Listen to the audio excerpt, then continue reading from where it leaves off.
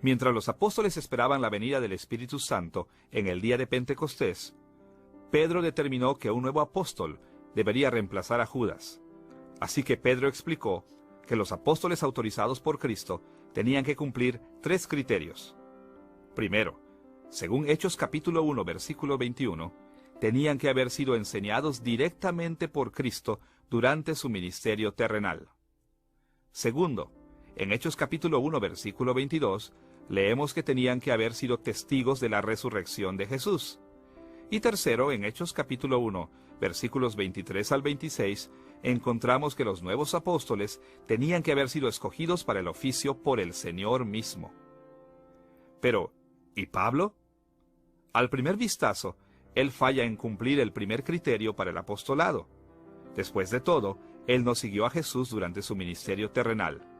Pero un vistazo más de cerca revela su calificación. En Gálatas capítulo 1, versículos del 11 al 18, Pablo reportó que inmediatamente después de su conversión, pasó 3 años en el desierto de Arabia. Él mencionó la extensión de este período para demostrar que aproximadamente igualó el tiempo que los otros apóstoles habían pasado con Jesús. Durante esos años, Jesús mismo enseñó el Evangelio a Pablo. Escuchemos las palabras de Pablo en Gálatas capítulo 1, versículos 11 y 12. Mas os hago saber, hermanos, que el Evangelio anunciado por mí no es según hombre, pues yo no lo recibí ni lo aprendí de hombre alguno, sino por revelación de Jesucristo. Pablo también cumplió con el segundo criterio. Todos nosotros sabemos la historia de la conversión de Pablo. En Hechos capítulo 9, versículos 1 al 6, leemos que Pablo, de hecho, vio al Cristo resucitado en el camino a Damasco. Él había visto al Salvador resucitado. Finalmente, según Hechos capítulo 9, versículo 15, Jesús mismo ordenó a Pablo en su oficio. Este versículo registra las palabras de Jesús acerca de Pablo. El Señor le dijo: «Ve, porque instrumento escogido me es este, para llevar mi nombre en presencia de los gentiles, y de reyes, y de los hijos de Israel». Y para que no haya duda alguna acerca de la validez del apostolado de Pablo, Gálatas capítulo 2, versículos 7 y 8, nos dice que los apóstoles originales confirmaron su llamamiento y apostolado. Como Pablo escribió: «Antes, por el contrario, como vieron que me había sido encomendado el evangelio de la incircuncisión, como a Pedro el de la circuncisión, pues el que actuó en Pedro para el apostolado de la circuncisión, actuó también en mí para con los gentiles».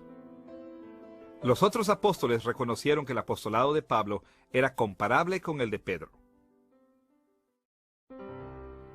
Escucha las palabras de Pedro en 2 de Pedro capítulo 3, versículos 15 y 16. «Como también nuestro amado hermano Pablo, según la sabiduría que le ha sido dada, os ha escrito, casi en todas sus epístolas, hablando en ellas de estas cosas, entre las cuales hay algunas difíciles de entender, las cuales los indoctos e inconstantes tuercen, como también las otras escrituras, para su propia perdición». Según Pedro, la sabiduría de Pablo vino directamente de Dios, y las epístolas de Pablo tenían que ser puestas a la par con las otras escrituras.